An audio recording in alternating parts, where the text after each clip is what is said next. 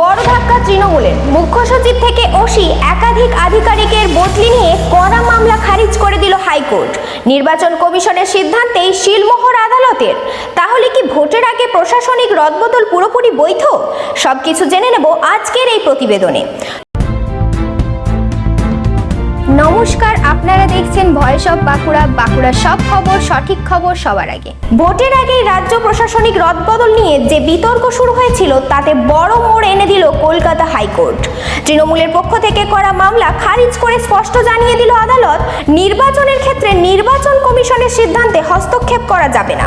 মুখ্য সচিব, রাষ্ট্র সচিব থেকে শুরু করে বিডিও এবং বিভিন্ন থানার ওসি একাধিক গুরুত্বপূর্ণ পদে বদলি নিয়ে আপত্তি জানানো হয়েছিল। অভিযোগ ছিল নির্বাচন কমিশন তাদের ক্ষমতার সীমা ছাড়িয়ে যাচ্ছে। এই নিয়েই আদালতের দ্বারস্থ হন মামলাকারীরা। কিন্তু শুনানির পর প্রধান বিচারপতি সুজয় পাল এবং বিচারপতি পার্থসারথী সেনের বেঞ্চ জানিয়ে দেয়, ভোটের পরিচালনার ক্ষেত্রে কমিশনের স্বাধীনতা রয়েছে এবং সেই সিদ্ধান্তে হস্তক্ষেপের কোনো সুযোগ নেই। এদিকে নির্বাচন ঘোষণা হওয়ার পর থেকেই রাজ্যে একের পর এক প্রশাসনিক বদলি শুরু হয়। সবচেয়ে বড় চমক, একদিনেই 267 জন আধিকারিককে সরানোর সিদ্ধান্ত নেয় নির্বাচন কমিশন, যার মধ্যে ছিলেন বহু বিডিও এবং থানার ওসি। এই সিদ্ধান্ত ঘিরে রাজনৈতিক মহলে শুরু হয় তীব্র বিতর্ক। প্রশ্ন ওঠে, এভাবে একসাথে এত বড় রদবদল কি স্বাভাবিক? অন্যদিকে নির্বাচন কমিশনের যুক্তি নিরপেক্ষ ও শান্তিপূর্ণ নির্বাচন নিশ্চিত করতেই এই পদক্ষেপ নেওয়া হয়েছে।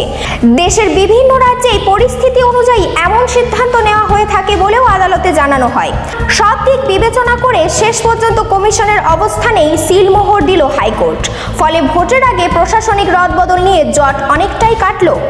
সব মিলিয়ে এই রায় রাজ্য রাজনীতিতে নতুন করে চর্চার বিষয় হয়ে উঠেছে। এখন দেখার এই সিদ্ধান্তের প্রভাব পড়ে কিভাবে আসন্ন নির্বাচনে। আপনার কি মত? এই ধরনের বড়সড় বদলি কি সঠিক সিদ্ধান্ত? কমেন্টে জানাতে ভুলবেন না। এই ধরনের গুরুত্বপূর্ণ খবর সবার আগে পেতে আমাদের চ্যানেলটি সাবস্ক্রাইব করুন আর ভিডিওটি শেয়ার করতে ভুলবেন না। আপনার মতামত কমেন্টে জানান আর লাইক শেয়ার করে ভয়েস অফ বাঁকুড়ার পাশে থাকুন।